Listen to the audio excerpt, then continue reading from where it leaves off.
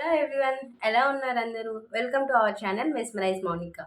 కొత్తగా మన ఛానల్ని ఎవరైతే ఇప్పుడే చూస్తున్నారో లైక్ చేయండి, షేర్ చేయండి, సబ్స్క్రైబ్ చేయండి. ప్రజెంట్ నేను కూడా గ్రూప్ డీకి అయితే ప్రిపేర్ అవుతున్నాను. నేను ఎలా ప్రిపేర్ అవుతున్నాను, నేను ఏం బుక్స్ చదువుతున్నాను, నా ప్లాన్ ఏంటి, ఇవన్నీ నేను మీతో షేర్ చేసుకుంటాను. అలాగే మ్యాథ్స్ అందరూ టఫ్ టఫ్ అంటారు కదా, కానీ కరెక్ట్ ప్లానింగ్ తెలుసుకొని చదివితే కొంచెం ఈజీగానే ఉంటుంది. నేను మ్యాథ్స్ ఎలా ప్రిపేర్ అవుతానని కూడా నేను మీకు లాస్ట్లో చెప్తాను. స్టార్ట్ చేసేద్దామా? Let's go. ప్రజెంట్ గ్రూప్ డీలో అయితే 32,438 పోస్టులు అయితే ఉన్నాయి. మనలాగే లక్షల మంది ఎగ్జామ్ని అటెంప్ట్ చేస్తారు. అంటే మనకు వచ్చి ప్లానింగ్గా చదవాలి. ఎలా చదవాలి అని చెప్పి సిలబస్ ముందు చూసుకోవాలి. ఎవరైనా ఇంకా సిలబస్ తెలుసుకోకపోతే మన ఛానల్లో నేను అప్లోడ్ చేస్తున్నాను, సిలబస్ చూసుకోండి. మనకి ఆర్ఆర్బి గ్రూప్ డీలో 4 సబ్జెక్ట్స్ ఉంటాయి. Arithmetic, reasoning, general science and general awareness and also current affairs. ఈ 4 ఉంటాయన్నమాట. నేనైతే ఫస్టే జీకే మీద అయితే నేను కాన్సన్ట్రేషన్ చేయలేదు. ఎందుకు అంటే మనకి ఆర్ఆర్బి గ్రూప్ డీలో 100 బిట్స్ ఉంటాయి. దాంట్లో మనకి 90 మినిట్స్ టైం మాత్రమే ఉంటుంది. దీనికి తగ్గట్టు నేను 70% అర్థమెటిక్, రీజనింగ్, జనరల్ సైన్స్గా డివైడ్ చేసుకున్నా, 70% వెయిటేజ్గా.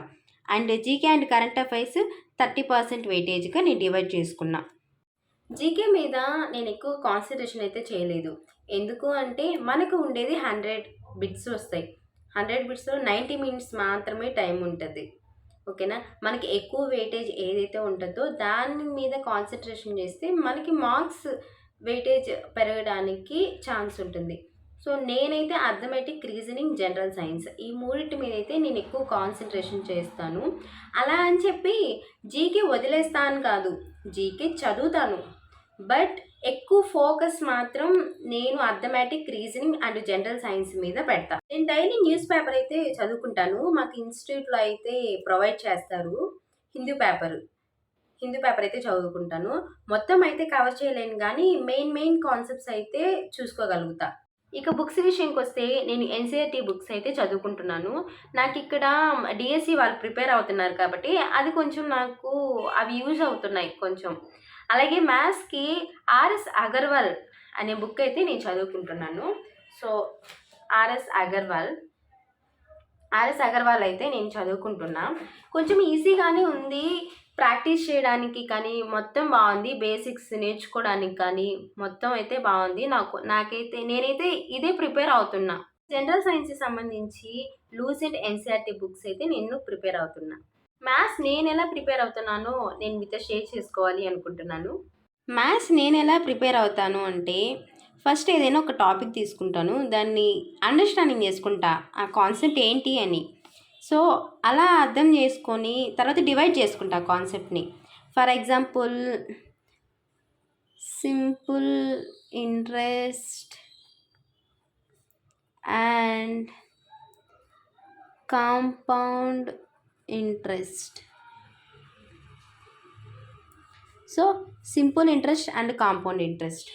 సో దీన్ని డివైడ్ చేసుకొని చదివితే కొంచెం బర్డెన్ తగ్గిద్ది, ఈజీ వే ఉంటుంది అనమాట.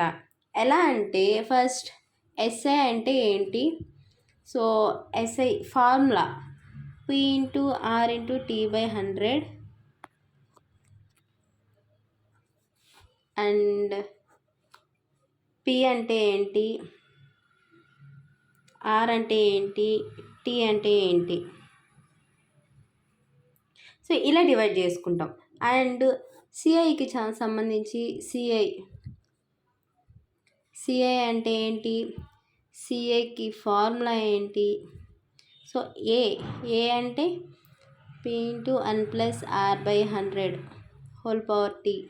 సో P అంటే ఏంటి, R అంటే ఏంటి, T అంటే ఏంటి, ఇవన్నీ డివైడ్ చేసుకుంటాం.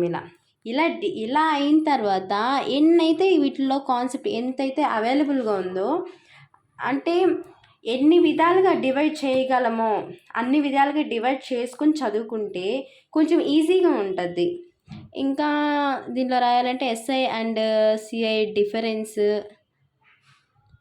And SI difference and CI half yearly